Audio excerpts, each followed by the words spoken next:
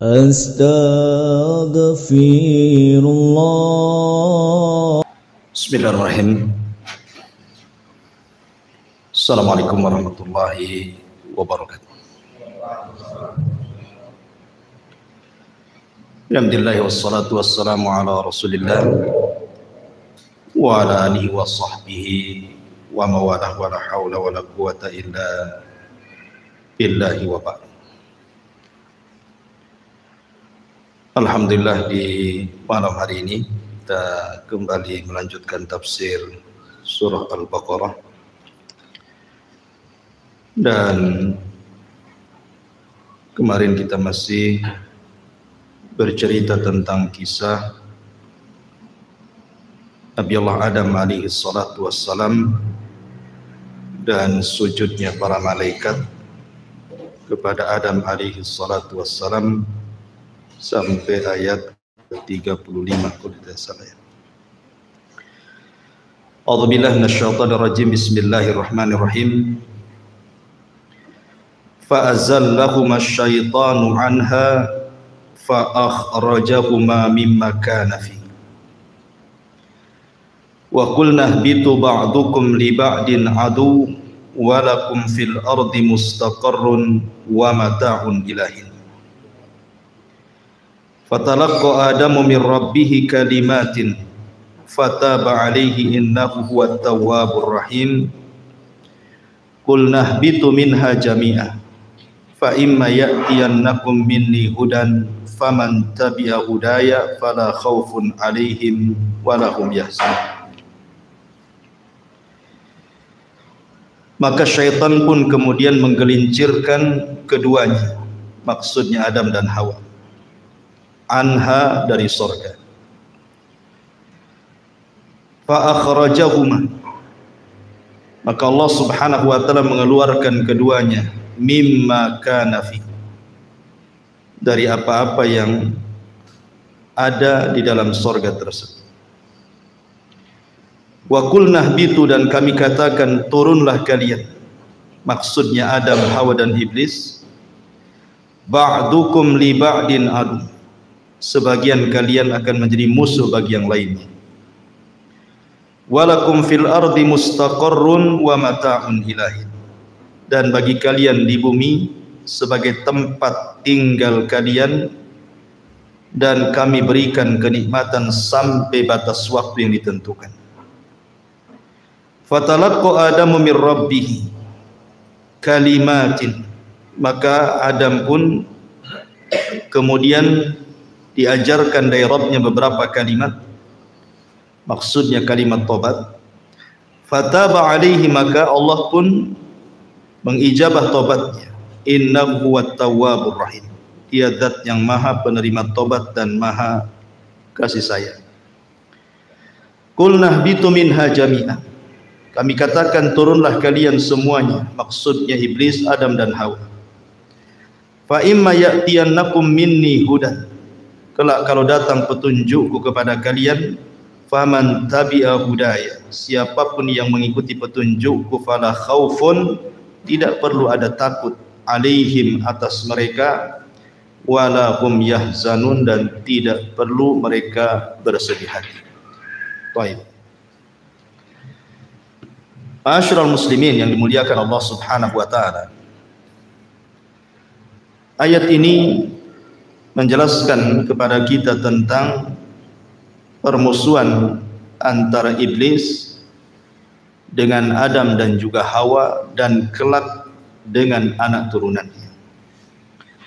Maka malam ini kita akan fokuskan bicara tentang alam asyayatin. Kita akan menjelajah tentang kehidupan alam syaitan, maksudnya dari kalangan jin. Bagaimana kehidupan syaitan-syaitan jin itu? Kemudian apa saja cara mereka menggoda anak Adam? Kemudian kenapa Allah Subhanahu wa taala menciptakan iblis dan syaitan? Apa hikmahnya? Kemudian langkah-langkah mereka, kemudian dari mana mereka diciptakan, bagaimana kehidupan mereka, apakah mereka sama dengan manusia, dan begitu seterusnya. Nanti kita akan ulas tentang seputar kehidupan alam jin dan juga syaitan.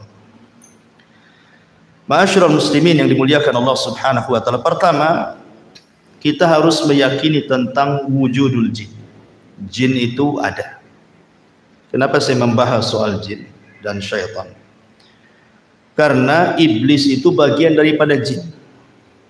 Dan itu pendapat yang kuat berdasarkan firman Allah Subhanahu wa taala, kana minal jinni fa fasaqa an amri rabbi. Iblis itu bagian daripada jin yang melakukan kefasikan kepada Rabbnya. Berarti iblis itu bagian daripada jin. Makanya kita akan ulas kehidupan jin. Tentang keberadaan jin, Syekhul Islam Ibn Taimiyah rahimahullahu ta'ala mengatakan, lam yukhalif ahadun min tawaifil muslimin fi wujudil jin wala fi anna Allah arsala Muhammadan sallallahu alaihi wasallam ilaihi wa hadha li anna wujudal jinni tawatarat bihi akhbarul anbiya tawaturan ma'luman bil ittirari wa ma'lumun bil ittirar annahum ahya'un uqala fa'iluna bil iradah bal ma'murun manhiyun.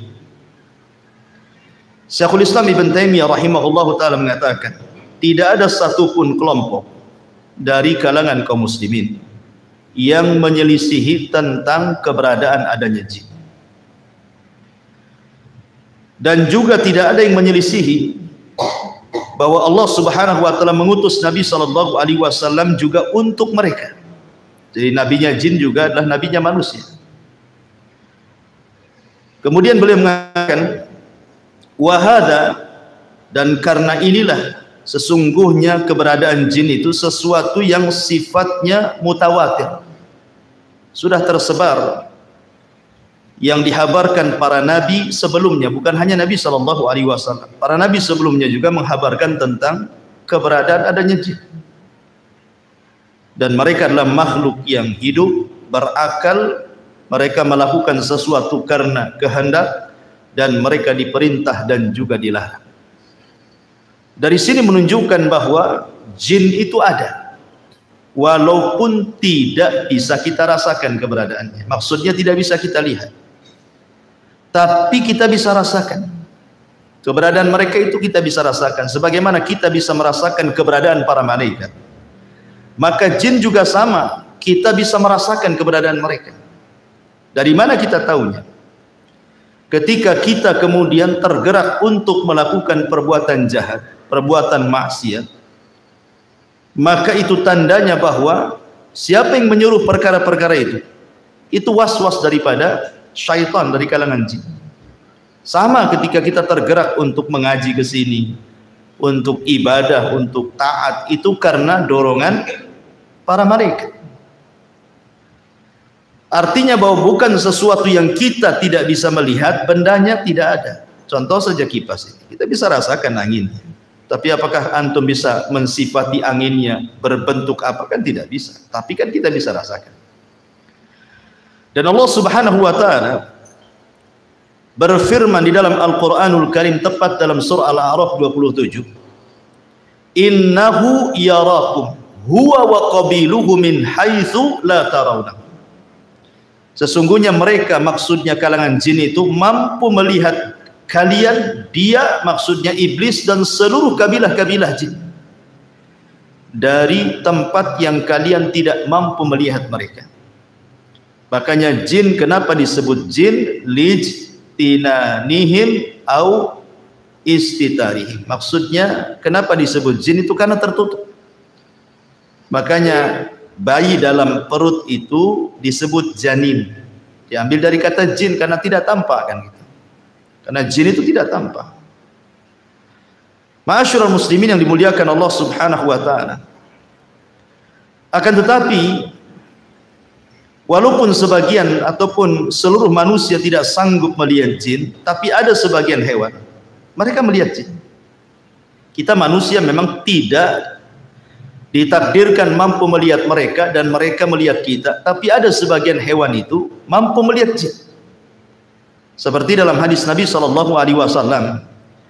Nabi SAW bersabda dalam hadis Jabir yang dikeluarkan oleh Abi Dawud dalam sunannya, "Idza sami'tum nibahal kilab wa nahiqal hamir bil lail fata'awwadhu billahi minasyaitani fa innakunna yarawna ma la taraw."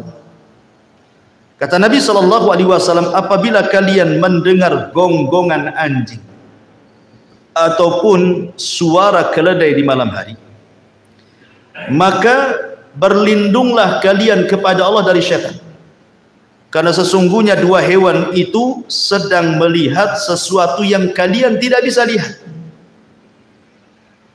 Hadis ini kata para ulama bahwa mereka adalah melihat syaitan, karena kita disuruh berlindung dari syaitan karena mereka melihat syaitan, maksudnya anjing dan keledai itu. Ya.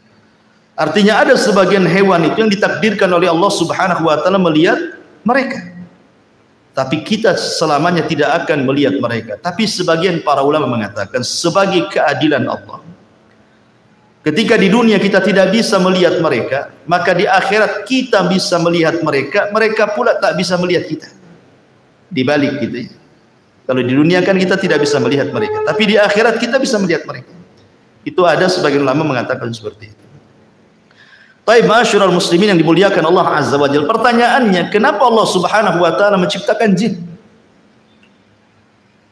Maksudnya jin-jin yang jahat itu. Ya, ala ra'sihim iblis, tentu ketua gengnya adalah iblis. Kenapa Allah Subhanahu wa taala sampai menciptakan iblis? Buat apa? Ya.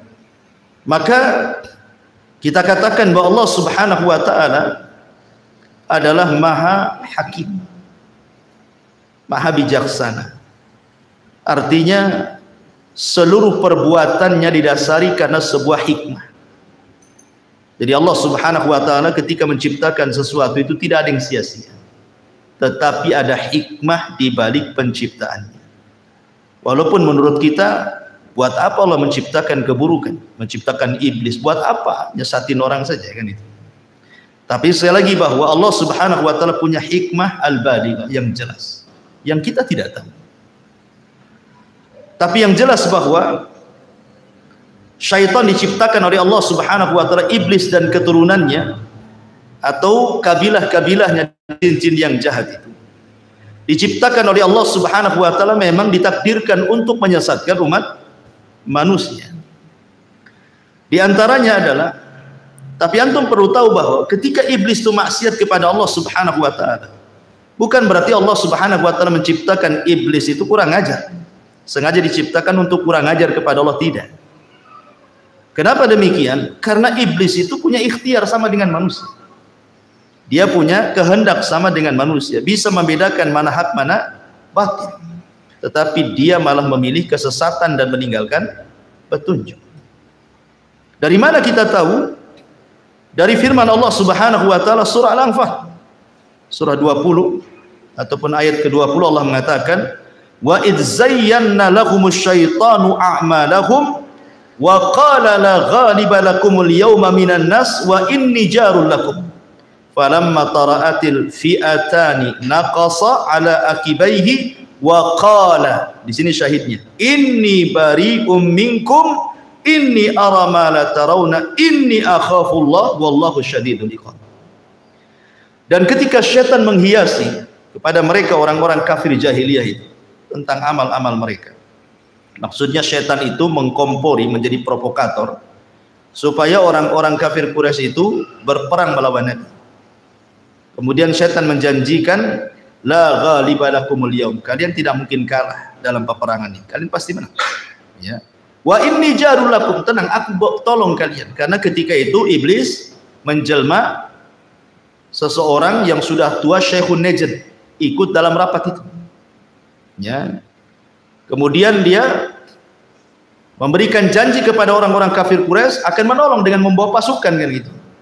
Ketika betul-betul dua pasukan itu sudah berjumpa, pasukan orang-orang Quraisy dan juga pasukan Nabi dan para sahabatnya, nampak akan kalah tuh orang-orang Quraisy. Ketika nampak akan kalah, apa yang terjadi? Kabur iblis. Kemudian mengatakan, inni bari'um minkum, aku berlepas diri dari kalian. Inni ara ma la tarun, aku tahu apa yang kalian tidak tahu. Inni akhafullah, aku takut kepada Allah. Iblis saja takut kepada Allah kan gitu. Kenapa demikian? Wallahu syadidul iqab, karena dia tahu Allah itu kalau mengadab pasti dengan adab yang keras. Iblis tahu.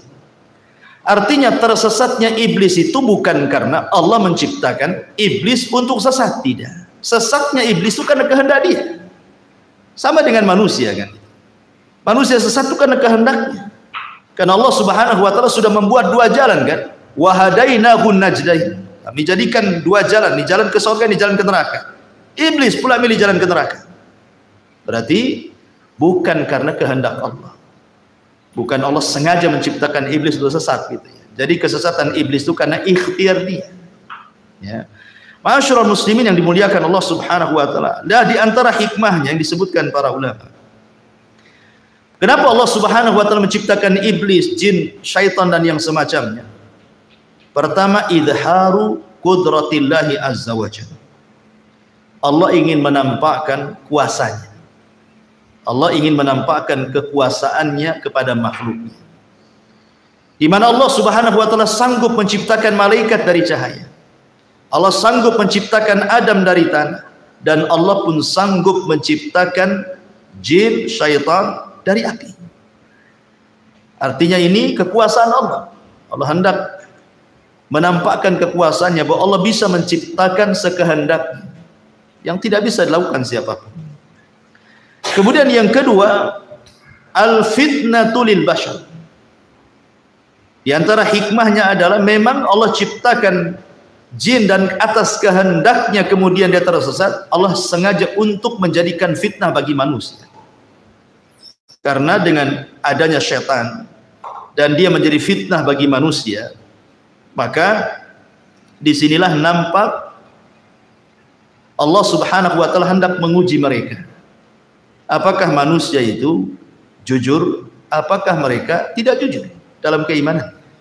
Maka harus diuji kan begitu. Kalau tidak ada mengujinya, tidak ada syaitan, tidak ada iblis, maka tidak ada pembeda antara yang baik dengan yang buruk artinya. Dan buat apa juga Allah menciptakan neraka dan surga kalau begitu? Sehingga memang tujuannya adalah untuk memfitnah manusia. Dan itu bisa kita lihat di dalam surah An-Nisa ayat 116 dan 117. Di mana Allah mengatakan, mengambil ucapan iblis, apa kata iblis? La takhidanna min ibadika nasiban mafruḍa wa la udhillannahum wa la umanniyannahum wa la amurannahum fala yubattikunna adhanal an'am wa la amurannahum fala yughayyiranna khalqallah wa man yattakhidhish syaitana waliyan min dunillah faqad khasira khusranan mubina. Dan syaitan mengatakan, aku pasti mengambil bagian tertentu dari hamba-hambamu ya Rabb, dan pasti aku akan sesatkan mereka, dan akan kubangkitkan angan-angan kosong mereka, dan akan kusuruh mereka memotong telinga-telinga binatang ternak, lalu mereka benar-benar memotongnya, dan aku akan suruh mereka mengubah ciptaan Allah, lalu mereka pun benar-benar mengubahnya. Barang siapa yang menjadikan setan sebagai pelindung selain Allah, maka sungguh dia telah menderita kerugian yang nyata. Dia di antara hikmahnya Allah Subhanahu wa taala menciptakan syaitan, iblis atau jin yang jahat itu untuk membuat fitnah. Ya. Apa saja bentuk fitnahnya nanti akan sebutkan. Kemudian yang ketiga, tahqiqus sifatil ilahiyah, untuk mewujudkan sifat ketuhanan, di mana di antara nama dan sifat Allah Subhanahu wa taala adalah Al-Ghafur. Allah itu zat yang maha pengampun. Karena di antara sifat Allah Subhanahu wa taala adalah Al-Ghafur. Tentu sifat ini bukan hanya sekedar melekat kepada Allah saja, tapi juga harus ada kenyataannya. Ya. Harus ada yang berbuat salah kemudian bertobat. Maka terjadilah sifat Allah atau nama Allah Al-Ghafur, mengampuni. Lah kalau tidak diciptakan syaitan, macam mana manusia akan salah? Ya kan, manusia tidak akan bersalah kan itu. Tidak ada syaitan, tidak ada yang mengganggunya. Makanya kemudian ini juga salah satu disebutkan para ulama supaya terciptanya, terwujudnya sifat Allah dan namanya yang disebut dengan Al-Ghafur. Kemudian juga yang keempat, ad-dunya daru ikhtibaril insan. Bahwa dunia ini memang tempat ujian bagi manusia. Jadi Allah Subhanahu wa taala menciptakan manusia, kemudian menempatkan manusia di bumi, kemudian menjadikan mereka khalifah di bumi. Akhirnya Allah Subhanahu wa taala berikan nikmat yang banyak kepada manusia, yang kalau kita hitung nikmatnya itu tidak mungkin kita hitung. Wa in ta'uddu nikmatallahi la tuhsuha. Kalau engkau hendak menghitung nikmat Allah, tidak mungkin kehitung, saking banyaknya kan gitu. Maka karena Allah Subhanahu wa taala sudah memberikan banyak nikmat kepada manusia, menyenangkan manusia, memudahkan hidup manusia, maka Allah Subhanahu wa taala jadikan dunia ini darul ikhtibar. Allah akan memberikan ujian kepada mereka. Siapa yang taat, siapa yang bermaksiat kan itu. Maka karena dunia ini tempat ujian, harus ada yang bermaksiat, harus ada yang taat, harus ada yang berbuat baik, harus ada yang melakukan perbuatan dosa. Lah salah satunya adalah yang menyebabkan manusia itu melakukan keburukan adalah karena was-was daripada syaitan. Ya. Maka akhirnya kemudian ada yang tergoda syaitan, akhirnya tidak sanggup memegang ujian Allah, bermaksiatlah dia kepada Allah Azza wa Jalla. Ini juga di antara hikmahnya. Kemudian juga di antara hikmahnya adalah untuk supaya menjadi pelajaran kepada para malaikat, menjadi pelajaran kepada orang-orang yang beriman, baik dari kalangan para nabi ataupun para pengikut orang-orang yang beriman, bahwa hati-hati jangan melakukan dosa. Sebagaimana kemudian Allah Subhanahu wa taala murka kepada iblis, mengutuknya, mengeluarkan dari surga, mengusirnya lagi. Disebabkan apa? Dosa. Karena tidak mau sujud kepada perintah Allah Subhanahu wa taala kan. Ketika Allah mengatakan usjudu li Adam fasajadu illa iblis, gitu ya. Ketika Allah mengatakan sujudlah kalian kepada Adam, semua malaikat sujud kecuali iblis. Aba wastakbara wa kana minal kafir. Sombong, enggan, termasuk hamba Allah yang kafir. Maka ini juga supaya para malaikat tahu dan tertanam sifat takut dalam diri-diri para malaikat ataupun para nabi ataupun orang-orang yang beriman, jangan seperti mereka. Sebab kalau seandainya seperti mereka, maka Allah pun akan murka sebagaimana Allah murka kepada mereka, kepada para jin yang jahat ya, terutama kepada iblis pembesarnya. Kemudian juga ini juga adalah pelajaran bahwa manusia itu tidak bisa hidup tenang. Harus ada mujahadah, harus ada jihad. Dan itu ya. Harus ada kesungguhan di dalam melawan musuh-musuh Allah Subhanahu wa taala. Maka di antara hikmahnya juga supaya manusia tidak hidup leha-leha, malas-malas, tetapi kemudian didorong untuk sungguh-sungguh dalam hidup, beristihad, kemudian mujahadah sungguh-sungguh melawan musuh-musuh Allah Subhanahu wa taala dari kalangan syaitan. Kemudian juga supaya Allah Subhanahu wa taala bisa membedakan mana yang baik, mana yang buruk. Liyamizallahul khabitha minat tayyib, agar Allah bisa membedakan mana yang jahat, mana yang baik. Itu di antara hikmah-hikmahnya dan banyak disebutkan para ulama. Ma'asyiral muslimin yang dimuliakan Allah Subhanahu wa taala, ingat bahwa syaitan sudah berjanji di hadapan Allah Subhanahu wa taala, bahkan bersumpah. Apa sumpahnya? Syaitan mengatakan fabi izzatika la ughwiyannahum ajmain. Demi kemuliaanmu ya Rabb, ya, la ughwiyannahum ajmain, aku akan sesatkan semua anak turunan Adam tanpa terkecuali. Kemudian di ayat yang lain, bagaimana usaha syaitan ini? La aqudanna lahum siratakal mustaqim. Saya akan sesatkan mereka dari jalanmu yang lurus. Tsumma la'atiyannahum. Sungguh aku akan datangi mereka min baini aidihim, dari depan mereka, wa min khalfihim, dari belakang mereka, wa an aimanim, dari kanan mereka, wa an syamailim, dari kiri mereka, wa la tajidu aktsarahum syakir. Sampai engkau akan dapati kebanyakan mereka tidak akan menjadi hamba yang bersyukur kepada. Ya.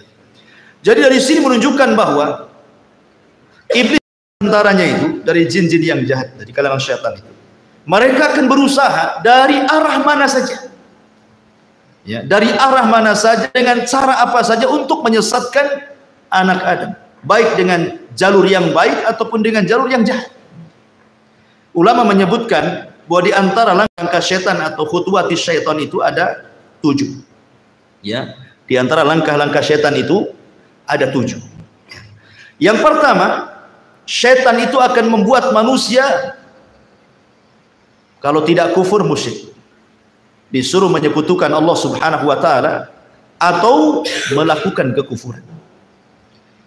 Makanya kemudian dalam surah Yasin 60 Allah mengatakan, alam ahad ilaikum ya bani adam alla ta'budu syaitan innahu lakum aduwwum mubin. Bukankah aku sudah mengikat perjanjian kepada kalian wahai anak Adam, jangan sembah syaitan, karena dia musuh kalian yang nyata. Allah sudah mewanti-wanti, jangan sembah syaitan, karena memang syaitan itu berusaha supaya manusia menyembah dia. Makanya kemudian Nabi Ibrahim alaihi salatu wassalam mengatakan kepada ayahnya, ya abati la ta'budi syaitan, wahai ayahku jangan sembah syaitan, karena tujuan syaitan itu bagaimana manusia menyembah, ya, melakukan kesyirikan dan kekufuran. Tapi kalau tidak berhasil, tauhidnya kuat, ya, maka syaitan akan masuk ke langkah kedua. Bagaimana orang itu dibuat melakukan bid'ah, ya.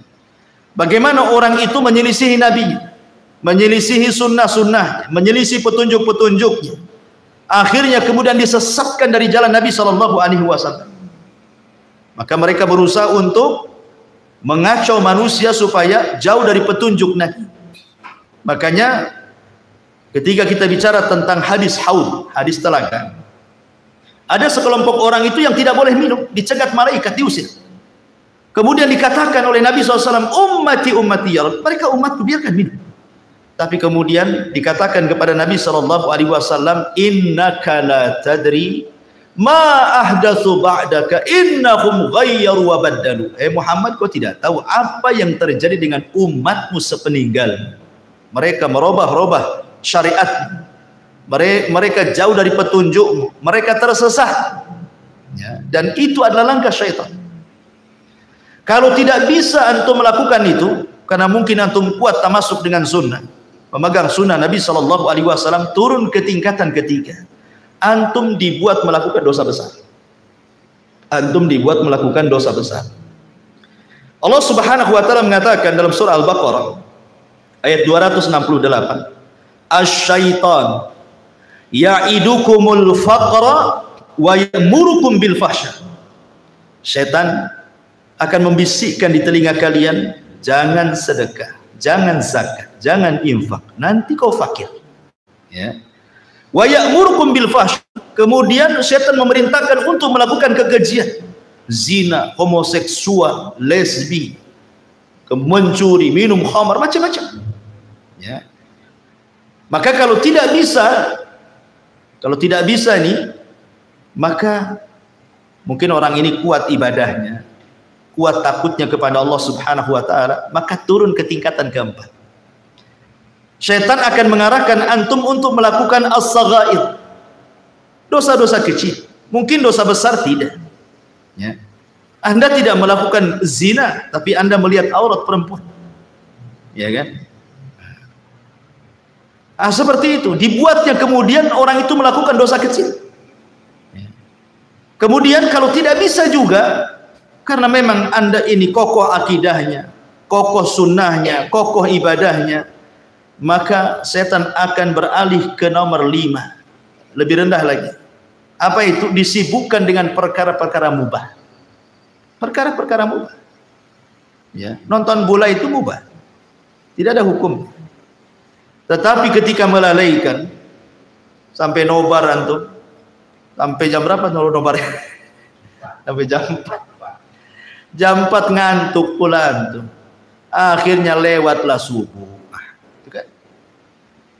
Dimudahkan seperti itu. Perkara-perkara mubah itu disibukkan dengan perkara-perkara mubah untuk apa? Untuk dilalaikan dari zikir, dari ketaatan, dari ibadah.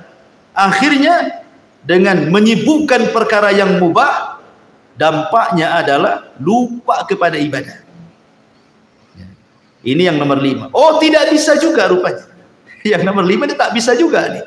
Turun lagi itu ke yang ke-6. Apa yang ke-6? Antum disibukkan dengan perkara-perkara yang tidak afdol dan meninggalkan yang afdol. Disibukkan dengan perkara sunnah, tapi melalaikan yang wajib. Antum sibuk sholat malam, bagus sholat malam, bagus sholat malam. Ya. Tapi subuhnya antum nguap-nguap, wah. Sholat malamnya khusyuk antum. Masya Allah, Al-Baqarah antum baca. Ya. Khusyuk sholat malamnya, subuhnya pula kelihap-kelihap nggak jelas. Itu namanya mengambil sesuatu yang mafdul, meninggalkan yang afdol namanya.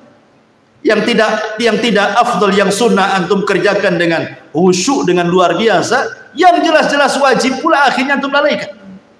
Ya. Oh, ini tak bisa juga nih. Yang terakhirnya setan. Kalau sudah tidak bisa ini semuanya, maka setan tidak bekerja sendiri. Setan akan bekerja sama dengan manusia. Ini kan kerjaan setan sendiri.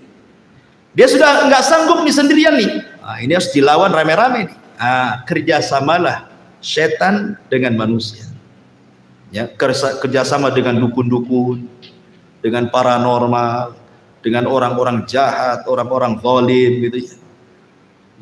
Supaya menyakiti orang dengan lisannya, memukul orang, menyihir orang, dan begitu seterusnya. Ya, itu sudah puncaknya. Ya.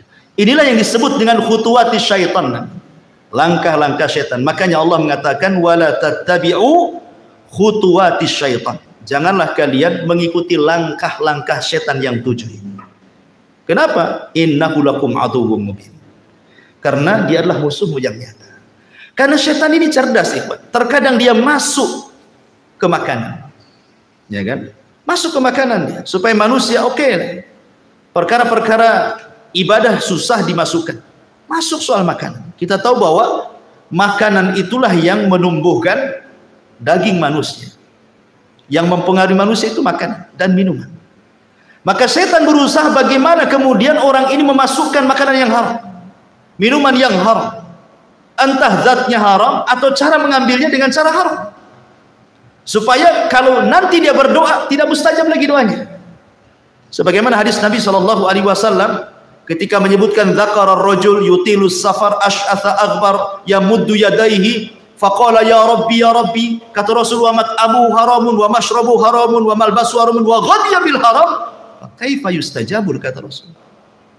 Ada orang yang berdoa tinggi-tinggi, memelas, ya Rabb, ya Rabb. Dia sudah miskin, dia musafir, dia mengangkat kedua tangannya. Itu 4 perkara yang jelas-jelas mustajab doa. Mustajab doa itu 1, musafir. Musafir itu mustajab doanya. Ya, makanya kalau ada musafir datang ke rumah antum, tamu dari jauh gitu ya, minta doanya, mustajab tuh doanya. Ya. Kemudian yang kedua, fakir, miskin. Orang miskin itu mustajab doanya, karena kalau berdoa ikhlas orang miskin itu. Kemudian mengangkat kedua tangan. Rasul mengatakan innallaha hayyun karim yastahyi idza rafa'a yadayhi yastahyi li 'abdin idza rafa'a yadayhi an yaruddahu masifra. Allah itu zat yang maha malu tapi maha pemurah. Allah malu kalau ada hamba yang mengangkat tangan seperti ini berdoa, maksudnya doa masalah bukan doa ibadah. Kemudian Allah biarkan kosong tuh tangannya. Allah malu. Ya. Kemudian yang keempat, memelas. Ya. Karena di antara asbab mustajab doa kata Rasul itu memelas, terus mengeluh, itu salah satu mustajab doa. Artinya orang ini punya 4 syarat harusnya diijabahkan doanya, tapi tidak diijabah juga. Kenapa? Ya kata Rasul, bagaimana akan diijabah? Makanannya, minumannya, ya kan, dari yang haram. pakaiannya dari yang haram, dibesarkan dari benda yang haram. Fa kaifa yustajabul, bagaimana akan dikabulkan? Lah setan masuk dari jalur ini. Ya. Dia berusaha untuk mengacau makanan orang. Ya. Karena tahu bahwa perut ini adalah bagian daripada syahwat. Ya. Perut ini bagian daripada syahwat. Syahwat itu dari leher ke atas dan dari leher ke bawah. Itu syahwat. Ya. Dari leher ke atas, mata, telinga, otak, ini bisa melakukan syahwat. Memandang yang diharamkan, mendengar yang diharamkan, mengucapkan sesuatu yang diharamkan, berpikir yang jorok yang diharamkan. Dari leher ke bawah ada perut dan kemaluan. Lah itu setan berusaha untuk menghiasi itu semua tuh. Seperti itu langkah-langkah setan. Ikhwatu fiddin, muliakan Allah Azza wa Jal. Kemudian setan masuk dari dua jalan. Pertama dari syubhat, yang kedua dari syahwat. Ya. Syubhat merusak agamanya, syahwat merusak akhlaknya. Kalau sudah masuk dua jalur itu, rusak semuanya manusia itu. Agamanya rusak, akhlaknya rusak. Apa yang dikehendaki manusia itu? Ya. Ma'asyiral muslimin yang dimuliakan Allah Subhanahu wa taala. Tetapi ikhwan, ingat, kemampuan setan untuk menguasai manusia itu. Setan itu hanya menguasai manusia dari 4 jalan saja. Ingat, setan itu hanya bisa menguasai manusia dari 4 jalan. Tidak lebih. Ya. Pertama, at-tazyib, berusaha menghias.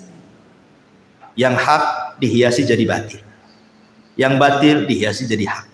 Yang jahat dihiasi jadi baik. Yang baik dihiasi jadi jelek. Dan begitu seterusnya. Hanya menghias-hias saja. Yang kedua, at-taswil. Dibuat manusia itu diangan-angankan. Dibuat angan-angan. Ya. Tulul amal. Dibuat angan-angan setinggi langit. Ya. Tapi tak punya sayap. Mau terbang. Hanya angan-angan saja. Pengen kaya. Ya. Pengen ini, pengen itu. Pokoknya dibuat angan-angan sama setan. Ya. Kemudian yang ketiga, al-waswas. Dibuat was-was. Ya. Kehidupannya di-was-was. Kemudian yang keempat, an-nazbu. Digoda, diraih. Inilah setan, kemampuan kepada manusia cuman ini saja. Tetapi hebatnya, walaupun dengan 4 ini, betapa banyak, berapa juta manusia disesatkan oleh setan. Ya, ingat, setan itu tidak bisa maksa manusia, enggak.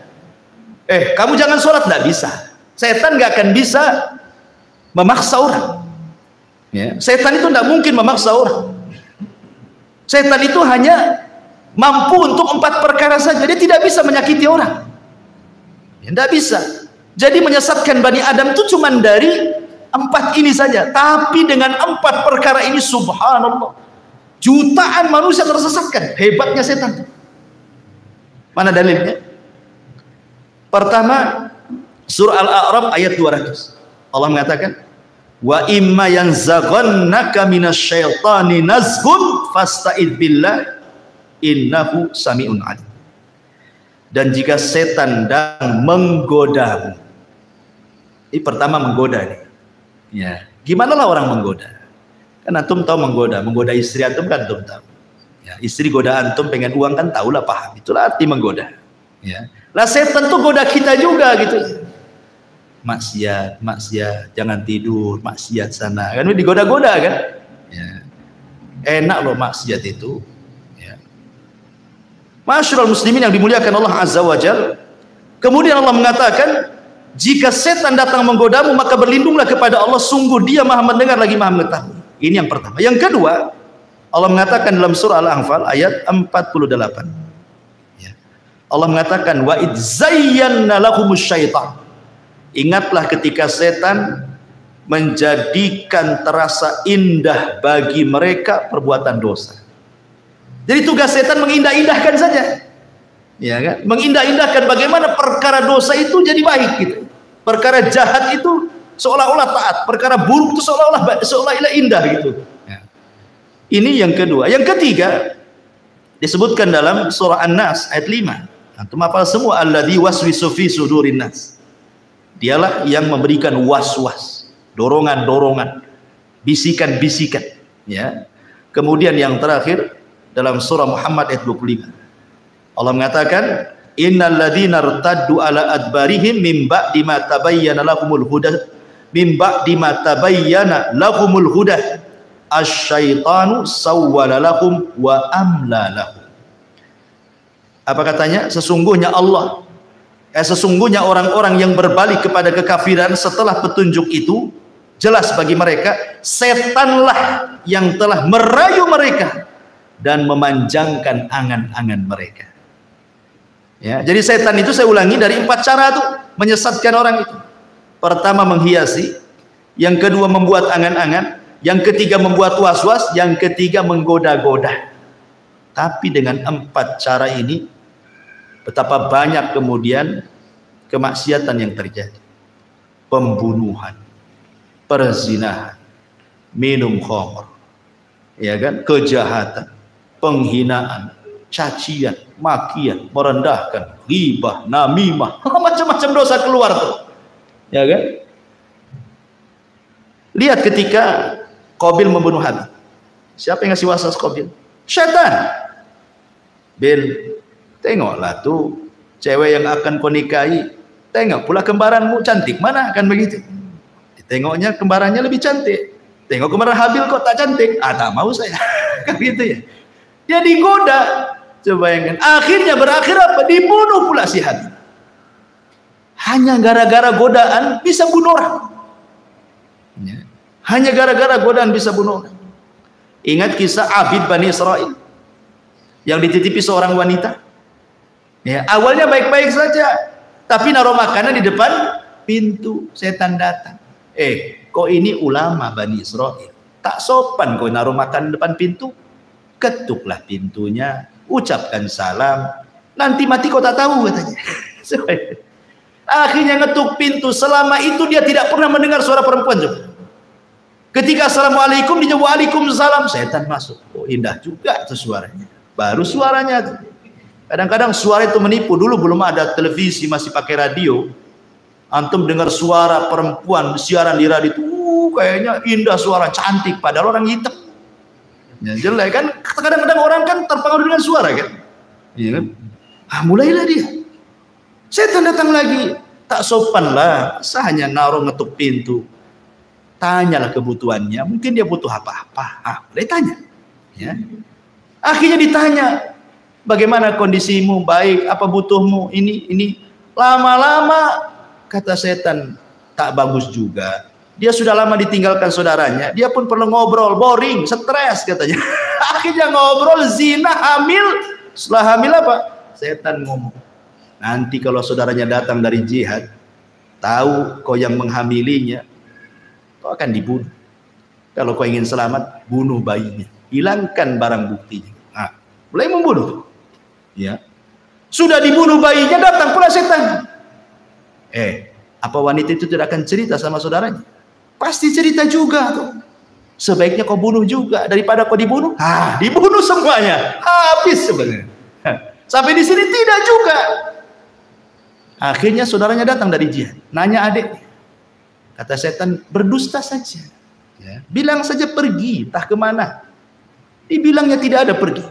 Ya percaya saja yang ngomong ustadz, ya, yang ngomong ahli ibadah. Ibadahnya orang yang paling khusyuk di Bani Israel. Ya percaya saja lah. Rupanya saudaranya pulang, setan masuk ke saudaranya dalam mimpi.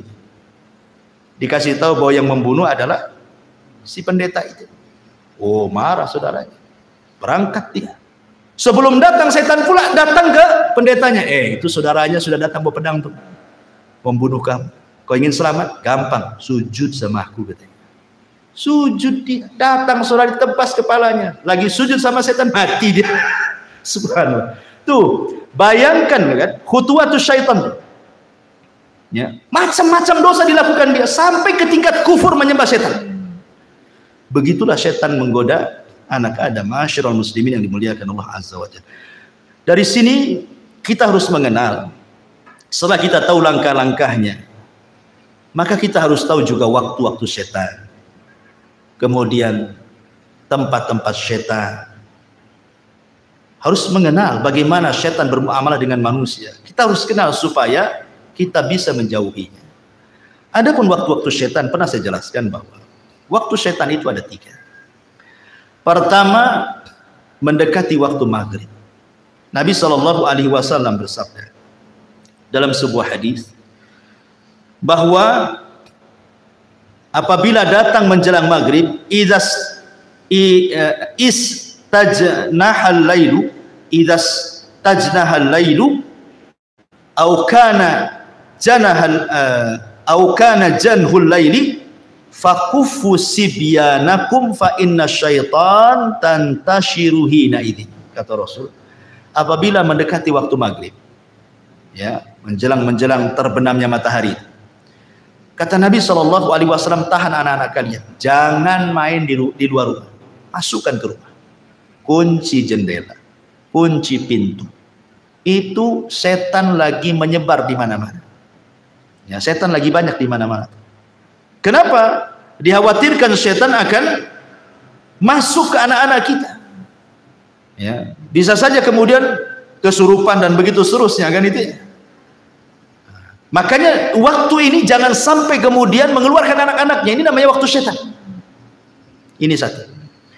Yang kedua, waktu setan itu ba'da isya sampai sepertiga malam, panjang waktunya. Ba'da isya sampai sepertiga malam akhir. Ini waktu setan. Makanya Nabi SAW yaqra'un nauma qablaha wal hadits ba'daha. Rasul memakruhkan tidur setelah maghrib. Nggak boleh tidur setelah maghrib itu karena ke isya cepat. Ya, nanti bablas maghribnya kan, apa isyanya ya. Kemudian Rasul memakruhkan bicara setelah isya, kecuali ada manfaatnya, entah manfaat dunia atau manfaat akhirat seperti ngaji seperti ini. Tapi kalau tidak ada manfaat dunia dan akhirat, apa sih manfaatnya? Hanya ngobrol nongkrong gitu, tidak jelas gitu ya. Maka setan akan talau bermain-main tuh dengan orang. Dibuatnya orang kuliner malam-malam, berangkat jam 8, pulang jam 12, sampai jam 12 tidak langsung tidur juga, baru tidur ketika malaikat turun pulang pun tidur. Kan sepertiga malam akhir. Jadi orang itu dilalaikan jangan sampai bangun di sepertiga malam akhir, dan kalau bisa jangan sampai subuh bangun. Itu waktu setan. Ya. Makanya kenapa setan itu di malam hari dia sengaja bawa 3 ikatan. Kemudian datang kepada setiap orang yang tidur, diikat tengkunya 3 kali ikatan. Diikat sama setan tengku kita ini. Kemudian kalau sudah dekat-dekat subuh, maka setan akan membisikkan di telinganya, nim naumatan tawilah, tidur. Tidur, malam masih panjang. Padahal udah mau subuh tuh. Itu lagunya tuh. Tidur, tidur, malam masih panjang katanya kan. Coba bayangkan, ya senang aja dia tidur kan.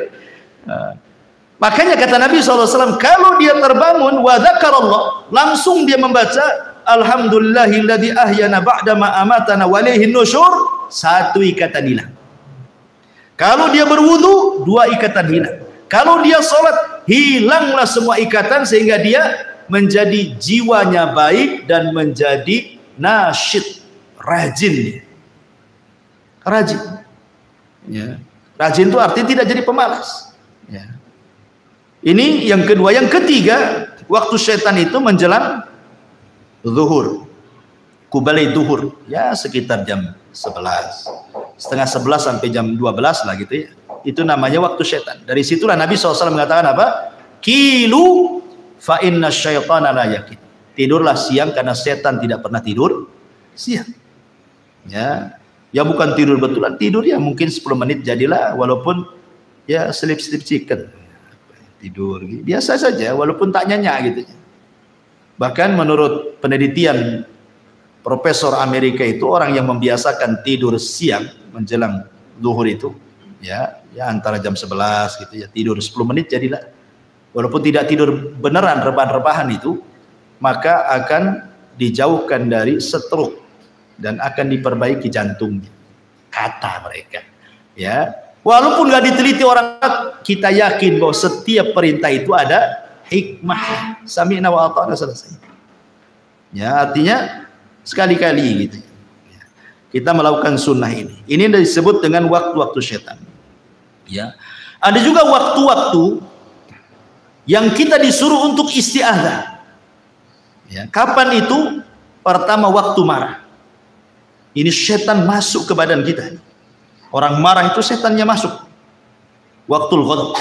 Makanya kenapa kata Nabi SAW, apabila engkau marah dalam posisi berdiri, duduk. Kalau masih marah juga, baring. Kalau masih marah juga, wudu. Masih marah juga, sholat. Masih marah juga, tak tahu lah, memang pemarah dia.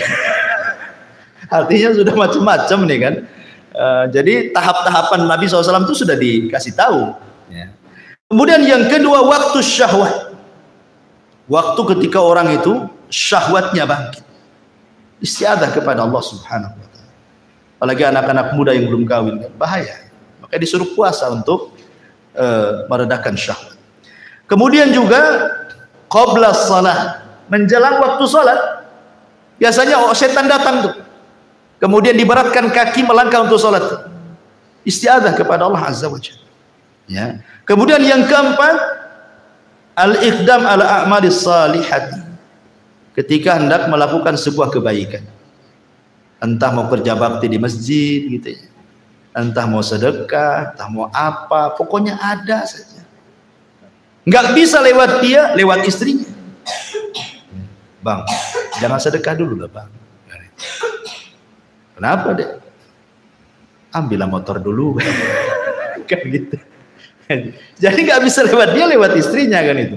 Jadi dia setan itu berusaha, makanya waktu-waktu seperti ini istiadah termasuk indah naum, menjelang tidur. Makanya Nabi SAW meruqyah dirinya dengan membaca 3 qul, kemudian mengoles-ngoles badannya, mengusap dari atas kepala sampai kaki.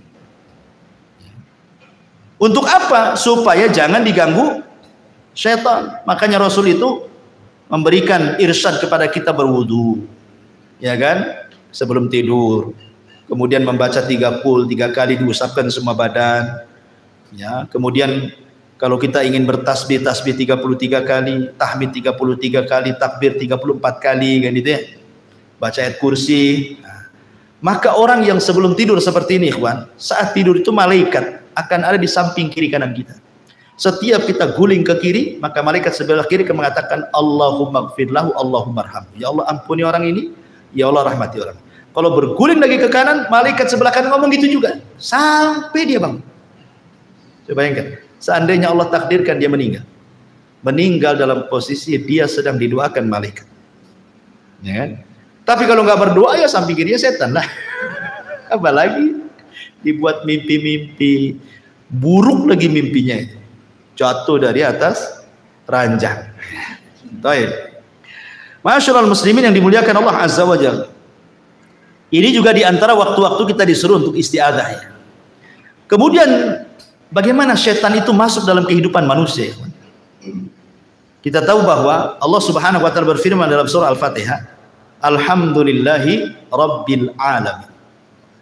Segala puja dan puji hanya milik Allah, Rabb semesta alam. Allah menciptakan alam itu, ada alam malaikat, ada alam jin, ada alam manusia, ada alam binatang, ada alam tumbuh-tumbuhan, ada alam yang tidak diketahui manusia. Yang tampak itu sedikit, yang tidak tampak itu banyak. Ya. Wa yakhluqu ma la ta'lamun. Allah menciptakan yang kalian tidak tahu. Ada alam-alam yang kita tidak tahu. Ya. Intinya bahwa di antara dua makhluk yang berakal yang Allah ciptakan yang ada hubung kait dengan manusia, pertama malaikat. Malaikat sejak sujud kepada Adam, sejak itulah ada hubung kait antara malaikat dengan Adam dan dengan seluruh anak keturunannya. Malaikat akan senantiasa bersama manusia. Ya, sejak janinnya, dia yang meniupkan ruhnya, dia yang mencatat takdirnya. Ya kan? Kemudian lahir dengan selamat. Kemudian setelah lahir ke dunia, maka malaikat akan menjaga dia. Wa inna alaikum lahafidin. Sungguhnya Allah utus kepada kalian malaikat-malaikat menjaga. Kemudian setelah balik, mukallaf, malaikat catat, raqib dan atid amalan baik kita kan itu. Dan begitu seterusnya. Ada malaikat terbang ke sana kemari mencari majelis ilmu, majelis zikir. Ada malaikat tiap Jumat berdiri di pintu masjid, mencatat orang yang pertama bagikan korban unta, kedua bagikan korban sapi, ketiga bagikan korban kambing, keempat bagikan korban ayam, kelima bagikan korban telur ayam. Habis telur ayam. Tak ada. Tak mungkin tai ayam. Kan itu. Artinya bahwa sudah, malaikat ada yang berdiri di pintu masjid setiap Jumat. Jadi malaikat itu memang ada hubung kait dengan kita semuanya. Sampai ketika mati malaikat juga yang mencabut ruh kita. Ketika kita di alam kubur, malaikat juga yang tanya kita, Raqib dan Atid. Dan begitu sampai masuk ke dalam sorga, yang bukakan pintu sorga juga malaikat Ridwan. Dan begitu seterusnya. Malaikat nggak akan lepas dari manusia. Sejak hidup sampai mati, sampai masuk sorga atau masuk neraka. Jin juga sama. Jin akan masuk dalam kehidupan manusia. Ya, apa saja tadakhulnya setan kepada kehidupan Bani Adam itu. Ma'asyiral muslimin yang dimuliakan Allah Azza wa Jalla, yang pertama tentu yang paling bahaya adalah setan masuk dalam kehidupan manusia. Tadi saya sudah katakan, setan akan berusaha untuk membuat kufur kita, membuat kufur anak Adam supaya menjadi pengikut dia, kan itu ya, masuk neraka sama-sama. Kemudian yang kedua, setan juga akan berserikat kepada manusia pada harta manusia dan anak-anak manusia. Ya, masuk ke harta manusia itu maksudnya entah mencuri dapat harta, kan itu, entah suruh korupsi dapat harta, entah ngambil hak orang lain dapat harta, dan begitu seterusnya. Atau masuk ke anak-anak kita tidak tanggung jawab mendidiknya, akhirnya dia jadi jahat dia. Ya, itu semua adalah godaan setan tadi yang 4 tadi. Menghiasi, menggoda, membuat angan-angan, membuat was-was. Nah, kemudian juga yang ketiga, setan masuk juga pada seluruh kehidupan manusia. Antum rapat, setan juga ada di situ. Makanya lihat di rapat tuh ada juga yang gebrak-gebrak meja. Emosi dia, ada setannya. Kan itu ya. Lagi emosi, masuk jadi rapat. Lihat ketika Nabi SAW dah hijrah. Rapatlah Abu Jahal di mana? Di Darun Nadwah. Untuk apa? Mensiasati menangkap Nabi. Berujung dengan membunuh Nabi.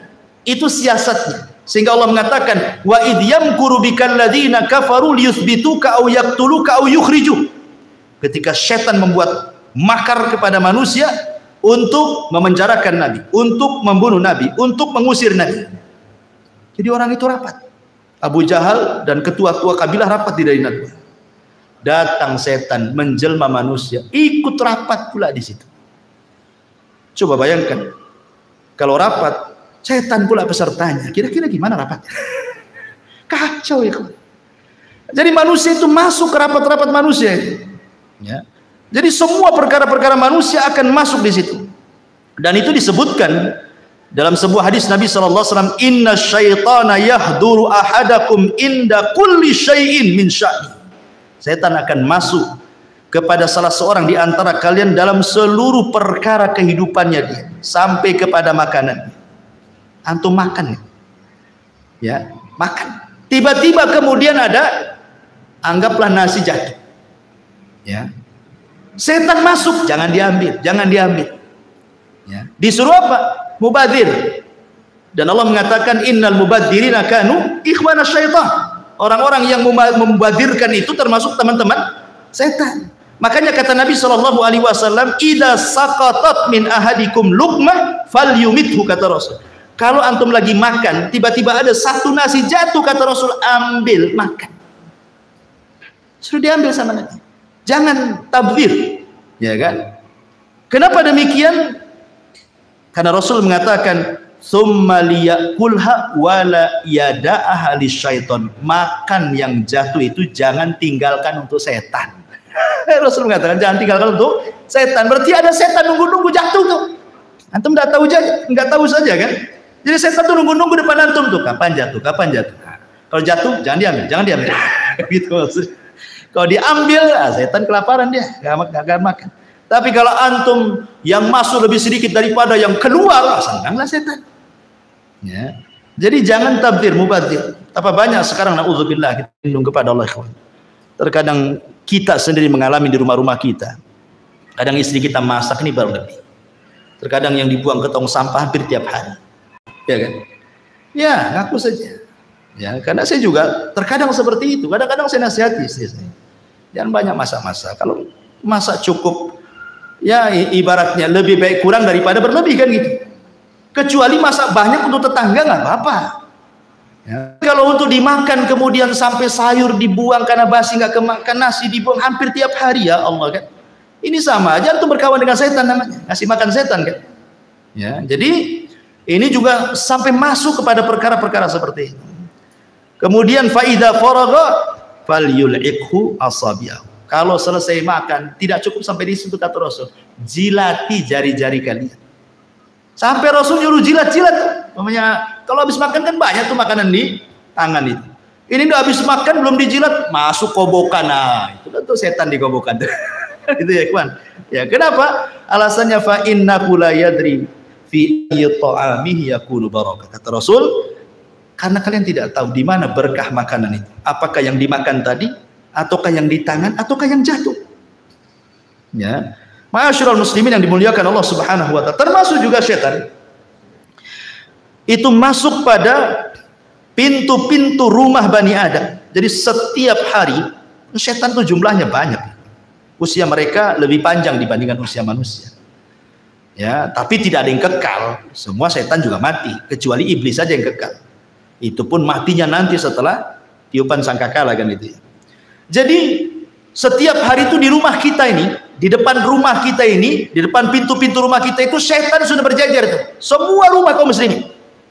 Rumah saya, rumah antum, rumah siapa saja. Ya, setan itu udah nunggu di depan rumah. Apa yang dilakukan setan? Idza dakhala ar-rajulu baitahu. Kalau seseorang masuk ke rumahnya, fadzakarallaha, dia pun mengingat Allah. Inda dukhulihi, maksudnya baca basmalah ketika masuk. Kemudian ucapkan salam. Ya.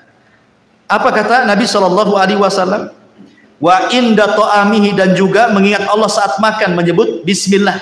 Jadi ketika masuk baca Bismillah, kemudian ucapkan salam, kemudian ketika makan baca Bismillah, maka setan tuh yang nunggu di rumah, di depan rumah itu akan mengatakan kepada kawan-kawan di belakangnya, la mabita lakum wala asya. Pergi kita. Kayaknya kita tidak ada kamar nih di kamar ini. Di rumah ini tidak ada kamar. Dan tidak ada makan di rumah ini, kita pergi-pergi. Ya. Tetapi kata Nabi SAW, wa idza dakhala falam yadhkurillaha inda dukhulihi qala syaitan adraktumul mabit, wa idza lam yadhkurillah inda ta'amihi qala adraktumul mabita wal asya. Rawahu Muslim. Tapi kalau orang itu masuk, ya, dan tidak mengingat nama Allah, main belusuk saja masuk ke rumah, tidak baca basmalah, ya tidak salam, ya, main masuk saja. Ketika antum makan baca basmalah, ketika masuk tak baca basmalah, maka setan akan mengatakan apa? Nggak apa-apa, nggak ada makan, tapi hari ini kita bisa tidur di rumah ini, gitu. Ada hotel bintang 3 di sini, kita tidur sini.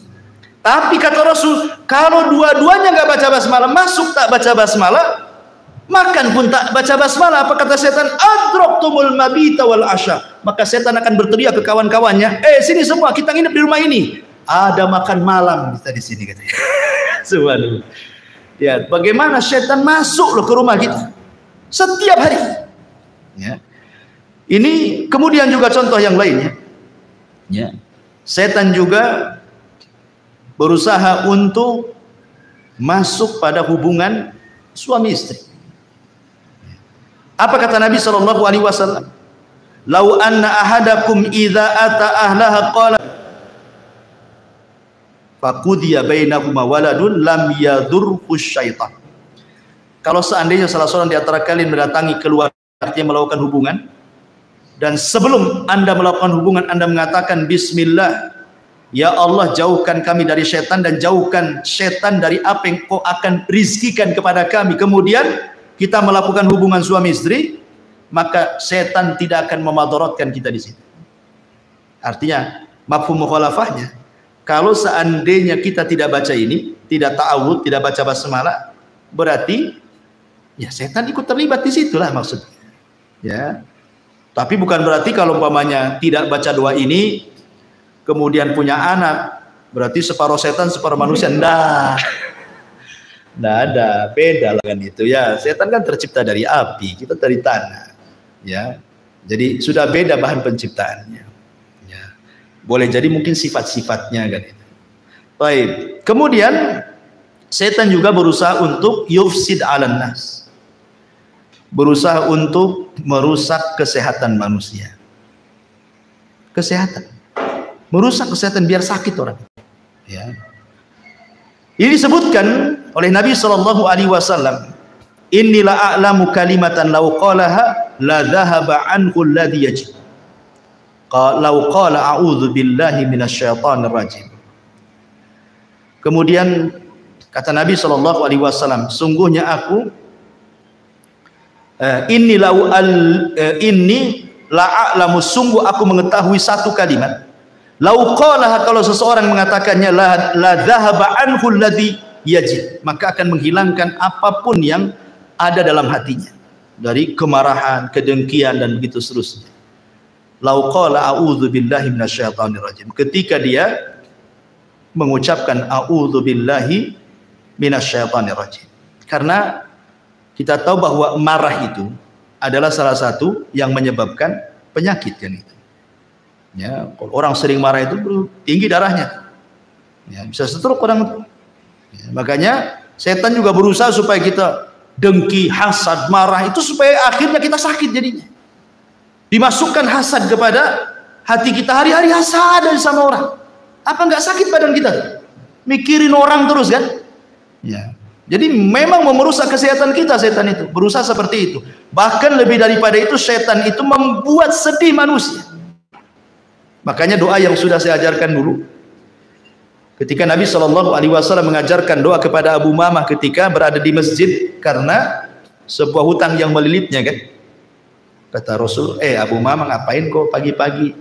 Bukan waktu sholat, kok duduk di sini sendirian lagi? Ada apa dengan kamu? Katanya. Kata Abu Umamah, humumun lazimatni wa duyun. Karena bingung aku Rasul, banyak hutang aku Rasul. Apa kata Rasul? Gimana kalau kuajarkan kepadamu beberapa kalimat, maka akan menghilangkan kebingunganmu dan akan melunasi hutang-hutang. Maka Rasul mengatakan, Allahumma inni a'udzubika minal hammi wal hazan. Ini yang pertama diajarkan Rasul. Ya Allah, aku berlindung dari kamu dari ham, kebingungan, wal hazan, dan kesedihan. Karena bingung dan sedih ini salah satunya dibuat oleh setan. Dibuat oleh orang itu bingung sama setan, dibuat orang itu sedih sama setan. Ya, jadi setan itu masuk dalam kebingungan. Makanya kita berlindung kepada Allah dari dua perkara ini. Ya. Kemudian juga setan berusaha untuk merusak rumah tangga orang. Makanya iblis itu punya istana di tengah lautan. Setiap hari dia utus apa? Sarayah, kata Nabi. Pasukan-pasukan khusus dia diutus untuk menggoda manusia. Yang satu menggoda jangan sholat, yang satu menggoda jangan sedekah, yang satu menggoda jangan zakat, yang satu menggoda jangan puasa, yang satu menggoda supaya marah-marah dan begitu seterusnya. Setelah satu hari mereka berusaha menggoda manusia, laporlah kepada setan tuan mereka. Ya iblis, ya tuan iblis, saya sudah menggoda dia. Dia tidak sholat. Iblis biasa-biasa saja. Ya. Kenapa kok saya sudah menggoda dia sampai dia tidak sholat, kok Anda tidak bahagia? Ya ngapain kok goda? Dari dulu pun tak sholat dia katanya. Nggak, biarkan saja kan gitu. Nah, artinya bahwa iblis nggak takjub dengan perkara-perkara itu. Ketika ada satu orang berhasil, ya Tuhan iblis, aku farraqtu baina zaujain. Aku berhasil memecahkan, membuat perang antar suami istri sampai bercerai keduanya. Langsung berdiri iblis tuh. Berdiri begini. Begini nih, diambil pialanya, diletakkan di kepalanya, anta, gitu. Oh, kamu sebaik-baik orang terdekatku, kamu sebaik-baik orang terdekatku. Dipeluknya dia. Menunjukkan apa ikhwan? Menunjukkan bahwa iblis suka kalau seandainya anak buahnya mampu menceraikan suami istri. Kenapa? Karena korbannya banyak. Kalau orang tidak sholat, dia saja korbannya. Kalau orang tidak puasa, dia aja korbannya. Kalau orang tidak sholat malam, dia aja korbannya, kan gitu ya. Tapi kalau suami istri kemudian retak, kemudian cerai, kemudian banyak anaknya, istri korban, suami korban, anak-anak pun korban. Istrinya nikah lagi, tidak punya tanggung jawab dengan anaknya karena suami barunya tidak suka dengan anak-anaknya. Bapaknya nikah lagi, tak tanggung jawab anak-anaknya. Ini anak-anak terlantar, datang iblis sini, nah jadi anak angkatku aja. Nah, jadilah dia anak iblis. Bahaya ikhwan. Ya. Makanya kebanyakan orang-orang yang bercerai, kalau tidak tanggung jawab orang tuanya, masalah tuh anak-anak. kecuali memang orang tuanya memang tanggung jawab, walaupun dia bercerai tidak masalah, ya, tapi dia masih tanggung jawab, dipondokkan anaknya, dikirimi uang dan begitu seterusnya kan, jadi baik gitu ya. Tapi kalau dua-duanya tanggung jawab, dan kebanyakan seperti itu, akhirnya jadi anak angkat iblis jadi kan. Jadi ini juga termasuk bagaimana setan masuk dalam perpecahan rumah tangga, ya. Termasuk juga masuk pada ibadah manusia, terutama para wanita yang sedang haid. Memang wanita yang sedang haid itu kan mereka tidak puasa, tidak sholat, sehingga mereka dibuat lalai sama setan, tidak mau zikir. Padahal kan walaupun tidak sholat, tidak puasa, wanita itu kan bisa dia zikir, bisa baca Quran dari hafalannya, kan itu ya, bisa berdoa dari hafalannya, tapi dilalaikan semuanya. Ya ma'asyiral muslimin, yang termasuk juga setan masuk kepada aurat manusia, dibuatnya telanjang manusia itu, ditampakkan auratnya, dan ini yang paling berhasil setan. Ya, tidak ada tempat di dunia ini kecuali antum memandang aurat. Di mana coba tempat yang tidak antum memandang aurat? Tidak ada. Antum baru keluar dari sini aja nih, ke situ dan nampak aurat orang. Masuk pasar lebih parah lagi, masuk mall naudzubillah lagi, kan itu. Tidak ada, itu setan berhasil di situ. Ya, enggak laki-lakinya, enggak perempuannya, sama saja. Kemudian juga selain daripada itu, setan juga bahkan mengganggu anak kecil yang baru lahir dengan cara apa? Menusuk lambung sebelah kirinya, tusuk tuh sampai nangis. Makanya setiap bayi lahir pasti nangis. Kenapa? Ditusuk setan tuh sebenarnya, tapi tidak memudaratkan tusukannya, hanya memberitahu aku musuhmu loh, itu aja. Jadi udah dikasih tahu tuh sama setan itu, sejak kecil-kecil aja lahir udah dikasih tahu dia musuhnya, makanya ditusuk sama dia. Makanya Nabi SAW mengatakan dalam riwayat Bukhari Muslim, ma min maulud yuladu illa wasyaitan yamussuhu hina yulad. Tidak ada satupun bayi yang dilahirkan kecuali setan pasti akan menusuknya dia, kecuali Maryam dan anaknya Isa ibnu Maryam. Ya, tidak bisa ditusuk setan dua orang, Maryam dan putranya. Ya. Kemudian juga di antara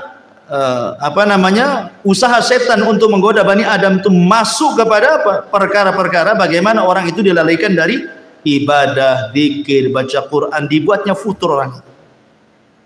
Orang dibuat futur ya, ya. Kemudian dihiasi dengan dunia karena sibuk kerjalah, sibuk ini, sibuk itu dan yang lain, akhirnya lupa ibadah, lupa sholat, lupa ngaji, lupa segalanya. Intinya bahwa setan itu sekali lagi sebagaimana firman Allah yang sudah saya sebutkan di atas tadi, dia akan datang dari belakang, dari depan, dari samping kiri, dari samping kanan, atas, bawah, sehingga orang tidak bisa bergerak. Dan setan itu, jin-jin itu kan diberikan usia panjang, sehingga mereka biasa menghadapi orang-orang sebelumnya yang cerdas-cerdas. Ya tentu kan sebagaimana levelnya. Ya setan yang dikirim ke ustadz kan beda dengan setan ke antum gitu kan.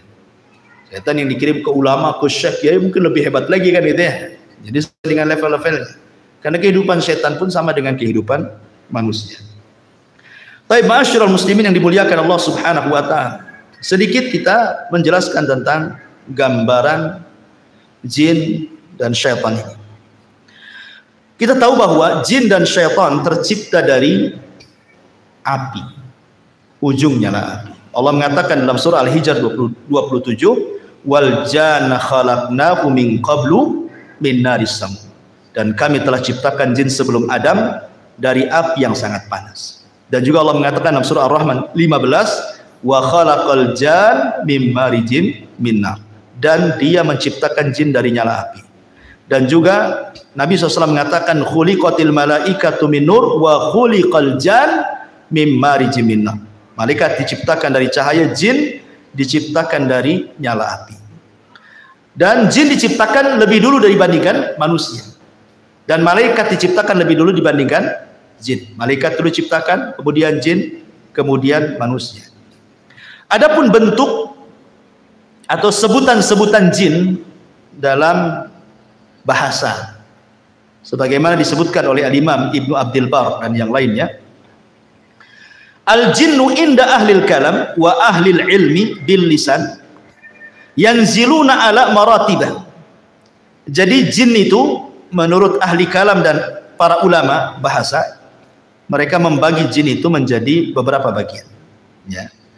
Faida zakaru al-wahida minal jin khalisan kanu jinni. Fa in aradu annahu mimman yaskunu ma'an nas qalu amir wal jam'u ummah. Wa in kana mimman ya'ridu lisibyan qalu arwah. Fa in khabutha wa ta'arrama fa huwa syaitan. Fa in zada ala dzalik fa huwa marid. Fa in zada ala dzalik wa qawi amruhu qalu ifrit.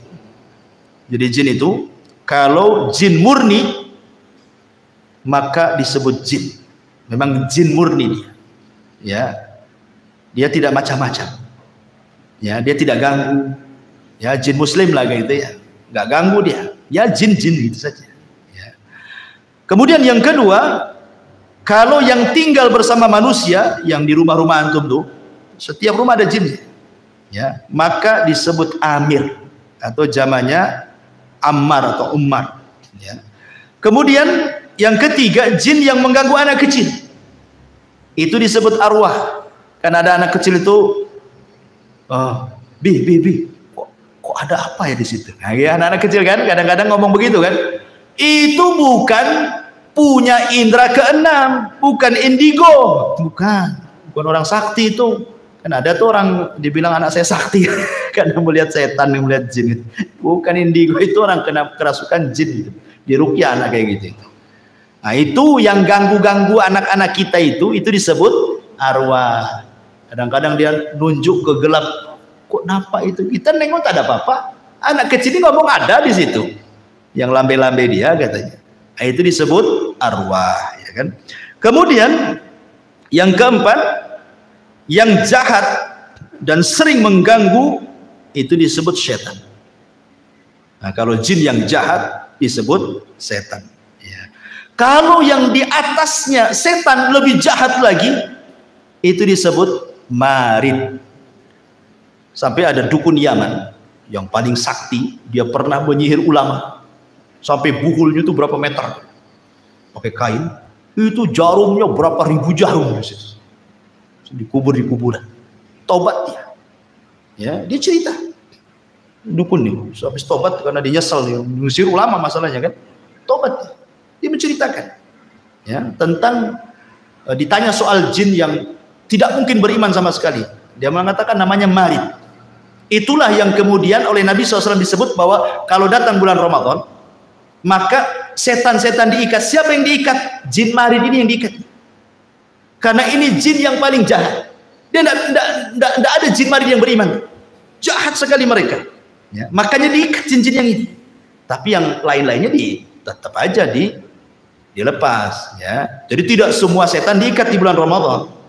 Ya, karena ada hadis yang mengatakan ketika Rasul mengatakan idza ja'akum Ramadan futihat abwabul jannah wa ghuliqat abwabun niran wa sufidatish syayatin, dan setan diikat. Di riwayat yang lain maradatus syayatin, jin yang marid itu yang diikat, yang jahat sekali. Ya, makanya di bulan Ramadan wajar masih ada juga orang yang tak puasa kan. Nah, itulah jin yang lepas tuh yang tak puasa, ya kan. Kemudian yang paling jahat lagi, di atasnya marid ada lagi dan lebih garang lagi dia. Itu disebut ifrit. Dia kuat. Makanya di zaman Nabi Sulaiman apa kata ifrit? Aku bisa pindahkan istana Balkis sebelum kau berdiri, katanya. Ya kan? Saking kuatnya. Itulah bawahannya iblis. Ifrit. Dia bisa pindahkan istana Ratu Balkis sebelum Sulaiman berdiri lagi. Nah, itu istilah-istilah yang disebutkan para ulama. Kemudian juga Nabi SAW mengatakan al-jinnu salah satu asnaf. Jin itu ada 3 jenis. Ya, sinfun lahum ajnihatun yatiruna fil hawa, wa sinfun hayyatun wa kilabun, wa sinfun yahilluna wa yat'anun. Nabi SAW mengatakan dalam riwayat Tabrani dan Al-Hakim dengan sanad yang sahih, jin itu 3 kelompok. Yang pertama jin yang bisa terbang. Jin itu bisa terbang. Makanya kenapa mereka punya maqaidu lisam'i, di atas awan mereka punya pos-pos. Mereka terbang ke awan. Ya, kemudian mereka buat pos di atas awan, nanti dari pos itulah mereka saling panjat pinang. Ya, satu jin ke jin sampai ke langit.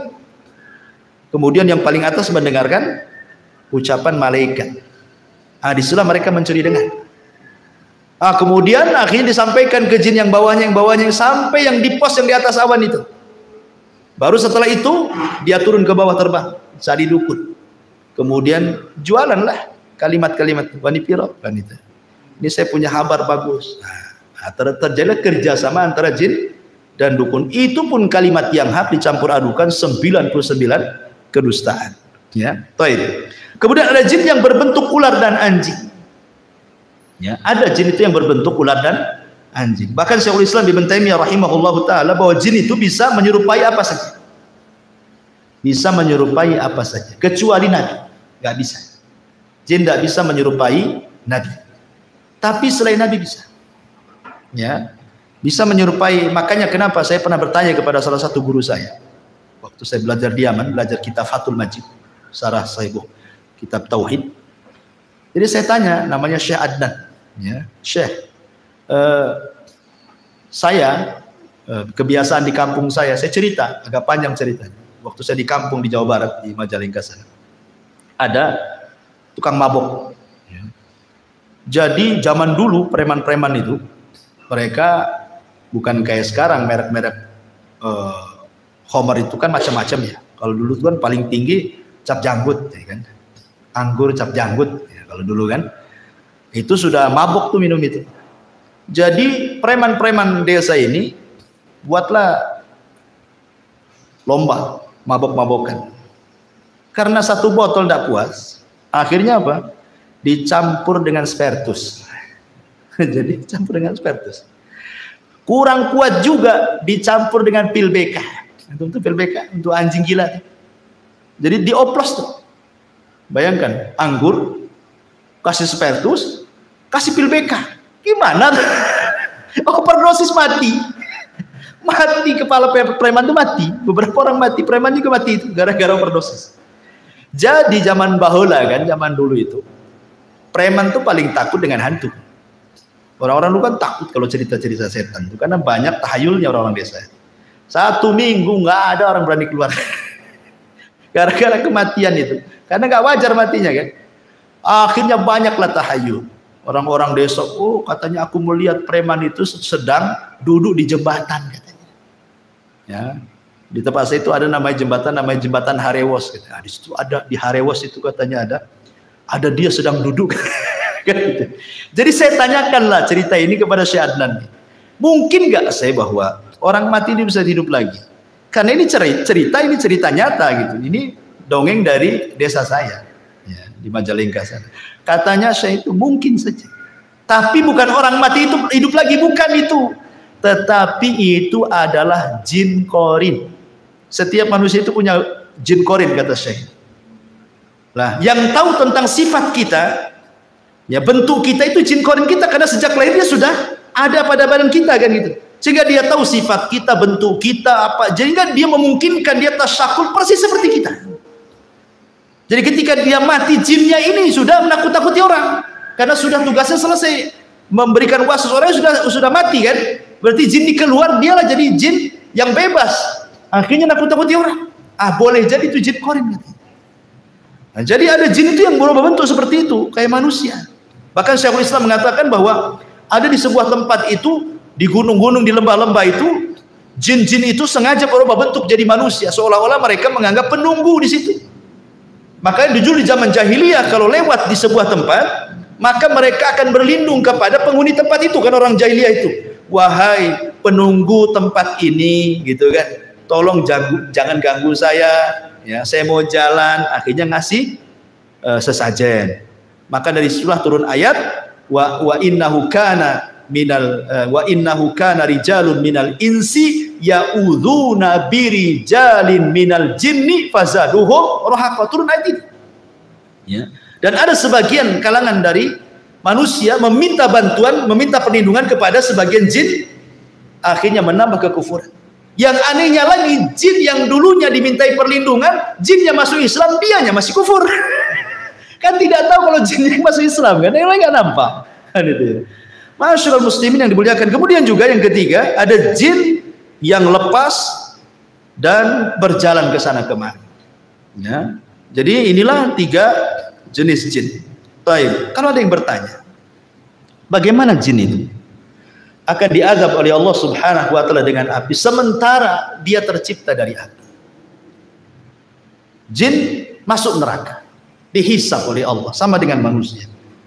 Kalau dia masuk neraka dicipta dari api, tentu dia tidak akan terbakar. Ya. Maka ini dijawab oleh Asy-Syaikh atau Al-Imam Ibnu Aqil dalam kitabnya Al-Funun, bahwa jin itu tetap merasakan azab, merasakan sakit kalau dibakar dengan api, sebagaimana manusia juga kalau ditumbuk tanah juga sakit. Karena maksudnya jin tercipta dari api itu asal penciptaannya sama dengan Adam, asal penciptaan dari manusia, tapi anak turunannya tidak dari tanah, ya dari ibu bapak. Makanya kalau antum ambil pisau, antum kemudian iris tangan antum, yang keluar kan bukan pasir, bukan tanah, ya darah kan begitu. Berarti bukan lagi tanah. Jadi hanya Adam saja. Sebagaimana juga dari kalangan jin itu yang diciptakan cuman bukan iblis, ya di atasnya iblis lagi. Ya apa Sumiyah itu siapa namanya, kata Imam Nukatsir dalam Bidawaniyah. Ya iblis ini kan ceritanya panjang. Dalam cerita Israiliyat disebutkan, ini cerita Israiliyat, tidak ada Quran, tidak ada di dalam sunnah. Jadi ketika jin itu merusak di bumi, ya maka malaikat diturunkan untuk memenjarakan orang-orang jin-jin yang jahat. Kalau tidak mau tobat, mereka akan dibunuh, dipenjarakan, dibuang. Sehingga kemudian anak pembesar jin itu, bayinya diambil oleh malaikat, dibawa ke langit, dibesarkan di langit. Jadilah kemudian dia jin yang soleh karena hidup bersama para malaikat. Akhirnya dia kemudian bejat karena tidak mau sujud, jadilah dia iblis. Nah itu ya. Wallahu a'lam, itu kan cerita Israiliyat ya. Tapi yang jelas bahwa itu asal penciptaannya saja dari api, anak turunannya bukan api. Jadi kalau dibakar dengan api ya tetap sakit. Buktinya adalah Nabi SAW pernah diganggu ifrit dalam sholatnya. Dicekiknya ifrit itu sama Nabi, ludahnya keluar, terasa dingin. Kenapa nggak terbakar tangan Nabi? Bukankah katanya dia tercipta dari api? Berarti kan sudah bukan api lagi. Yang kedua, riwayat bahwa Nabi SAW pernah mau didatangkan Syihab binan nar. Jadi jin ini membawa kayu bakar yang ada apinya dan hendak membakar wajah Nabi. Dan kalau memang dia tercipta dari api, ngapain bawa kayu bakar, bawa api? Tangannya aja disentuhkan gitu, kan terbakar dia, ya kan? Tunjukkan bahwa dia bukan lagi dari api kan itu. Itu kan bapak moyangnya aja yang dari api, turunannya ya dari bapak ibunya jin lah kan itu. Karena jin juga nikah sama dengan kita. Jin itu loh kurang lebih kehidupannya dengan manusia. Ada RT, ada RW, ada lurah, ada kecamatan, ada pemilunya juga, ada partainya juga, bermadhab juga, ada Syafi'i, Maliki, Hambali, Zahiri, ada Syiah juga, ada Mut'ah juga mungkin mereka. Ya, apa mereka berorganisasi? Anda tahu juga. Apakah mereka ikut organisasi apa gitu? Wallahu a'lam. Tapi yang jelas kehidupan mereka sama dengan manusia, kurang lebih saja. Ya, tidak kurang, tidak lebih. Baik, kemudian jin mukallafun. Jin mukallaf, artinya mukallaf itu sama dengan manusia juga, disuruh sholat, puasa, zakat, haji. Persis. Quran yang kita baca itu juga Quran yang dibaca mereka. Ya, hadis yang kita baca itu pun hadis yang dibaca mereka. Karena nabi mereka dari manusia. Ya, jadi jin itu kebanyakan belajar agama kepada manusia. Jadi kalau jin belajar agama kepada manusia jadi ustadz. Tapi kalau manusia belajar ke jin jadi tukang sihir. Terbalik kan itu. Ya. Jadi jin itu belajar agamanya kepada manusia. Karena nabinya juga manusia. Wa inna minna salihuna wa inna minna salihuna wa minna duna dzalik kunna tara'iqa qidada. Di antara kami ada yang soleh, ada yang tidak soleh, kami bertingkat-tingkat. Kemudian juga makanan jin disebutkan dalam sebuah hadis Abdullah bin Mas'ud radhiyallahu anhu. Jadi ketika Nabi SAW diundang untuk ceramah di kalangan jin, bagaimana Rasul tahu bahwa di situ ada jin berkumpul ribuan? Ya tentu malaikat yang kasih tahu Rasul kan tidak melihat jin. Ya, malaikat ngomong kamu ke sana, itu ditunggu oleh bangsa jin, ceramahlah kau di sana kan itu. Nah, setelah Nabi SAW berceramah, ketika itu kemudian jin-jin ini bertanya soal makanan. Kata Rasul SAW, ya, maka Rasul mengatakan lakum kullu admin dzakarasmallah alaihi yaqa'u fi aidikum au farama yakunu lahman. Kata Nabi SAW, makanan kalian adalah tulang yang habis dimakan orang. Kemudian ketika sudah habis dagingnya, ketika dibuang ke tong sampah, orang ini membaca basmalah, kemudian dibuang, nanti akan kembali dagingnya. Ya, jadi antum kalau makan sop tulang, ya kan, itu banyak tulangnya tuh, ya. Nah, pokoknya yang tulang-tulang lah, tulang ikan, tulang apa, tulang iga. Ya. Ketika antum lempar ke tong sampah, baca basmalah, supaya antum sedekah ke saudara antum dari kalangan jin. Sebab kalau antum baca basmalah, nanti daging itu akan balik tuh. Cuman kita tidak melihatnya. Kalau melihatnya tak jadi antum buat. Kok balik lagi dagingnya? Itu makan lagi. Tentu enggak, maksudnya kan yang lihat mereka saja, ya, balik lagi tuh dagingnya, dan itulah makanan mereka. Cuman kadang-kadang kita bakhil, ya, di prestonya pula lah ikan itu. Tulang-tulang yang tuh makan, tak ada sedekah-sedekahnya sama jin gitu ya. Jadi kata Nabi tulang, makanya ketika Nabi SAW melarang tidak boleh istijmar, memerintahkan istirmal dengan batu, kata Rasul jauhi tulang dan kotoran, ya, karena itu makanan jin, kata Nabi SAW kan itu. Ya. Kemudian juga setiap makanan yang tidak disebut nama Allah yang saya sudah katakan, antum makan apa saja antum tak baca basmalah, jin ikut di situ. Ya, jadi setiap makanan yang tidak disebut nama Allah Subhanahu wa taala, dan tentu ada makanan lain yang kita tidak tahu. Ya. Adapun tempat-tempat jin disebutkan dalam beberapa riwayat. Yang pertama, tempat syaitan atau tempat jin adalah pasar. Pasar itu tempat syaitan, tempat jin, jin jahat. Nabi SAW mengatakan la takunanna in istata'ta awwala ma yadkhulu suq wala akhira man yakhruju minha fa innaha ma'raqatu syaitan wa biha yansibu rayatahu, kata Rasul. Jangan, kalau bisa lah, jangan menjadi orang yang pertama masuk pasar, dan jangan menjadi orang yang terakhir keluar pasar, kata Rasul. Jangan yang pertama kali kau masuk pasar, jangan pula yang terakhir masuk keluar pasar. Kenapa? Karena pasar itu tempat perangnya setan. Disitulah setan menancapkan bendera perangnya, genderang perangnya itu. Ayo perang dengan saya. Makanya tidak ada maksiat di luar pasar kecuali ada semua dalam pasar. Sebutkan maksiat di luar pasar apa yang tidak ada? Ada semua. Syirik banyak yang taruh tangkal-tangkal di warung-warung. Kan itu ya. Apalagi orang maki-maki di pasar, orang sumpah palsu, wallahi semua di pasar itu. Orang yang nipu, orang yang ngurangi takaran, timbangan, meteran, semua ada di pasar. Ya, makanya itu tempat setan. Makanya ada doa orang masuk pasar itu, berdoa. Ya. Kemudian yang kedua, tempat setan adalah kamar mandi hammam. Makanya kita disuruh berdoa, Allahumma inni a'udzubika minal khubthi wal khaba'is. Aku berlindung dari setan laki-laki dan perempuan, karena itu memang tempat jin, syaitan. Ya. Kemudian yang ketiga, hadis Abi Hurairah, sallu fi marabidil ghanam wa la tusallu fi a'tanil ibil. Salatlah di kandang kambing, jangan salat di kandang unta. Maksudnya kandang unta itu tempat unta istirahat. Karena unta itu paling cemburu kalau tempatnya ditempati orang. Kalau kambing antum di situ nggak akan cemburu, kambing cuek-cuek aja. Kalau antum sholat di situ diterjang sama tempat dia langsung dikejar antum. Karena ada tabiat setan, ya unta itu. Makanya kalau makan daging unta wudu, kalau makan daging kambing tidak wudu, gitu ya. Maksudnya tidak batal wudunya. Kemudian juga hadis yang ketiga.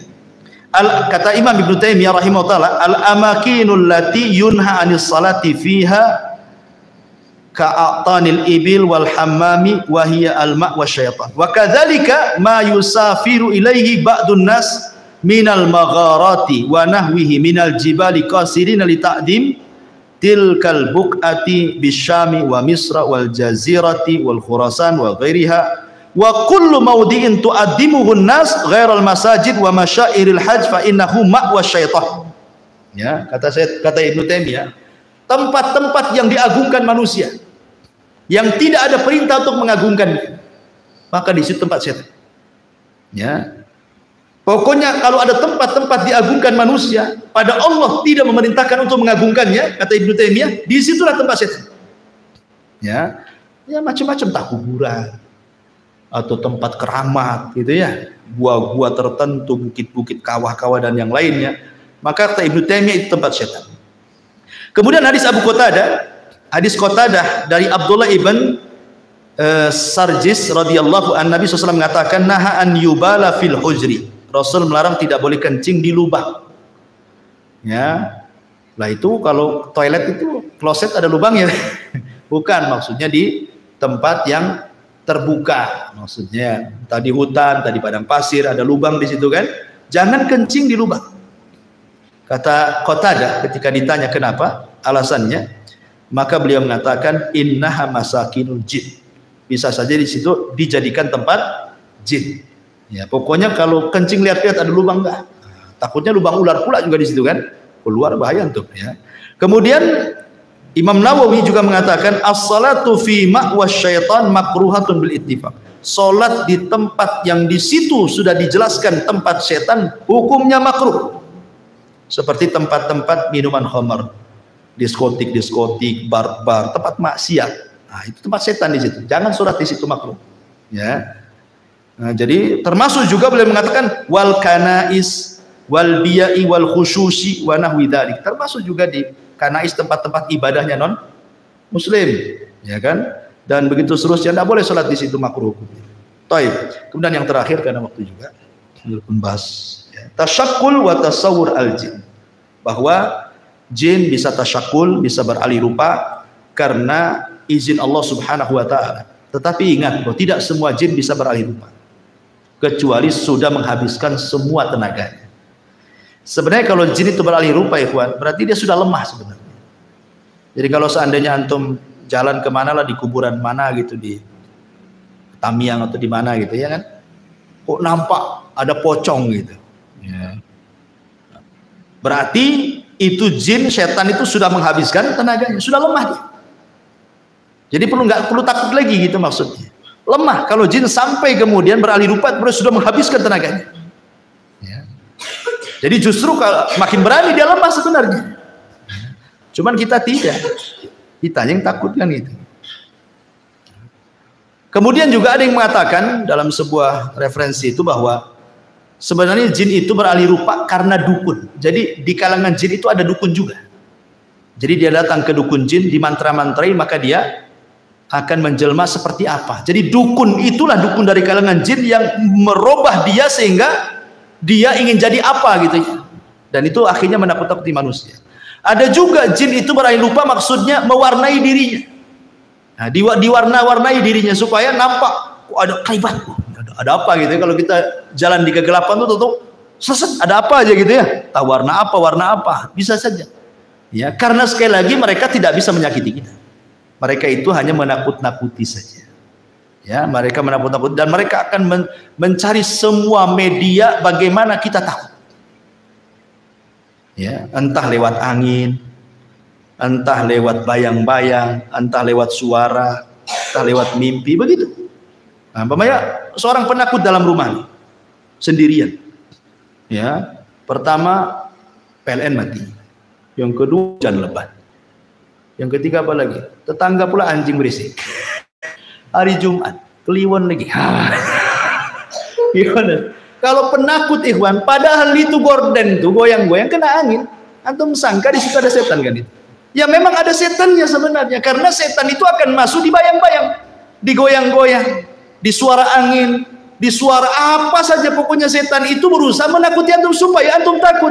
Makanya Rasul mengatakan kalau antum lewat di sebuah tempat dan menakutkan, maka cukup mengucapkan bismillah wala tubali, kata Rasul. Bismillah, jangan pedulikan.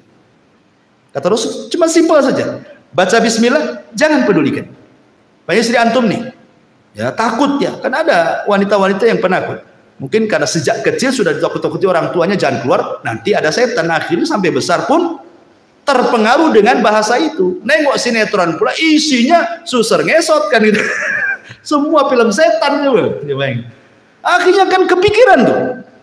Kata Nabi SAW, kalau umpamanya ke dapur dari rumah, lagi hujan, lagi banyak angin goyang-goyang, jangan pedulikan. Memang itu setan, kita tidak syak lagi itu setan dengan nakut-nakuti. Tapi Rasul mengatakan jangan pedulikan, baca basmalah, masuk kamar mandi, kencing, balik lagi, selesai. Ya, jangan sampai terpengaruh. Ya. Apalagi panggil-panggil, siapa di dapur katanya. Kacau itu ya.